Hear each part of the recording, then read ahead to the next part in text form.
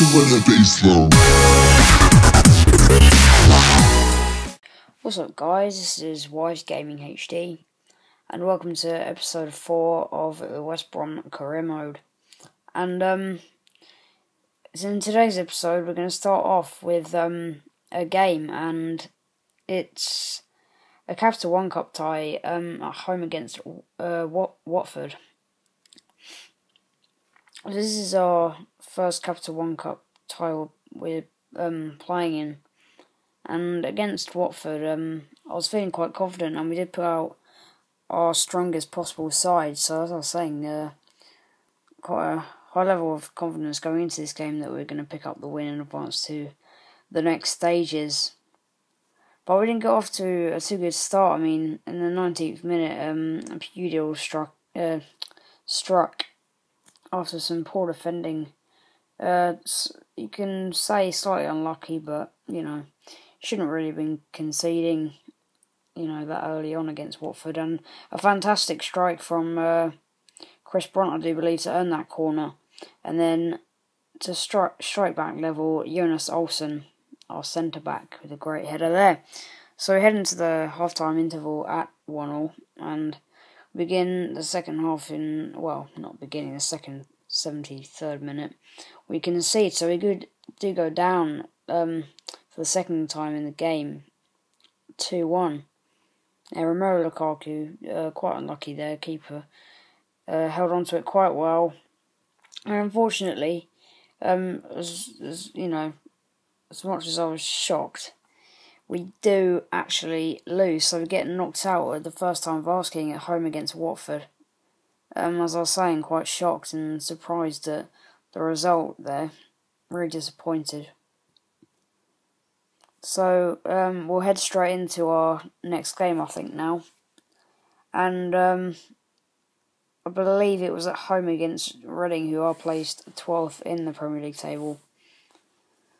But straight off of that loss against Watford, I did decide to make a few changes, rest some players, and I believe I brought off, I gave Chris Brunt a rest and Rosenberg making his first start. And just quickly, the Premier League table there. So yeah, I did make a few changes. I believe I did make another change. I think I've started Scott Allen on the ball now. He does have a fairly decent strike in the early stages. He was replacing Yusuf Malumbu, so I did decide to give a few players a rest. And Romelu Lukaku going really close in the early stage of the game. And then a really nice bit of trickery and a great through ball, and what we believe to be 1-0. It was ruled out for offside, so Rosenberg really unlucky there. And I believe that was the half-time break, so we do head into half-time at 0-0. So not really an eventful half, let's just say. But I was hoping in the second half, we would see some improvements. And a half-decent shot by Adrian, and nothing really came of that. And then, after absolutely fantastic double save there from Ben Foster pulling off heroics, and then Romelu Lukaku comes really close, really unlucky there. He does have a few chances, and then our left back Liam Ridgewell, what a strike that was, to end up my panic in the 70th minute. I was beginning to worry that we weren't going to get that breakthrough that I really deserved. But Liam Ridgewell did supply us with the goal that we needed. Then after that, I just continued to press, just pressed and pressed, and unfortunately we did not score a second to get a more convincing win. But we did pick up the 3 points, that's the main thing, and Scott Allen put in a man of match performance, so 8.8 rating. I did have to consider him after that really good performance. So I don't know if you can see, but we do sit in 8th position, I think that is, with 9 points after playing 5 games, and Aston Villa lead the Premier League table. I don't know why, but as I was saying, there's only 5 games played, so there's a long way to go. So into another game. We did play quite a few games in this episode because the original one episode 3. If you haven't seen that, please check that out. What was I saying? Oh yeah, episode 3, it wasn't very long, so I decided to make this a bit longer and jam in as many games as I can. So we do sit in 9th position with 9 points. And we do have another home game, that's the 3rd in succession now. And another Jonas Olsen header. So that's, two goals in 2 games he's picked up now. So quite impressive. And I was hoping he's going to get a few more of them through the season. And I think it's Stephen Reid, it came really close. Arguably should have scored that, and look at that for a goal. Ji-sung Park there. Nice karate kick goal. Really, really nice play from Zoltan Gira down that right wing. Did get caught up a bit, and then Adrian, I don't know how on earth it didn't end up in the back of the net. Now you can understand his poor heading, and that it is there for a reason. So half time it was 1-1. Not too satisfied with the draw. We didn't have too many chances though. So that was 1-1. And then Romelu Lukaku coming really close. Great save by Julio Cesar.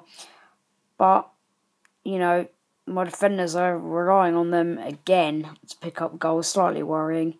But Liam Redruth have a lovely header, so that's two goals in 2 games for him as well. So Lukaku does lead the assists leaderboard in the Premier League table.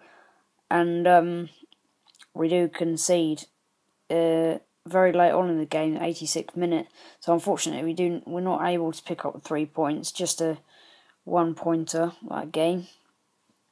And the scoreline finished at 2-2. So I'm not quite sure what position we do sit in now, but I'm not sure whether we'll be able to see just before the game starts whether it will show the league table or not. But we do head into another game, and this is against Aston Villa, so we do have an away game this time, and a half-decent effort from Adrian in the early stages, and then Shane Long, absolutely fantastic, inside of the foot, curls it right in. So one of our strikers does manage to pick up a goal. I was beginning to worry, and in the summer transfer window, I will pick up a striker. Having said that, Romelu Lukaku, absolutely fantastic finish that was. Really struck that really nicely, caught it well, and a great finish. So, into the half-time break we go with 59% of the possession, 2-0 up, quite happy. And there was a few players with, low fitness levels, and that had to sort of be sorted out. So I brought on Marc-Antoine Fortuné for Shane Long.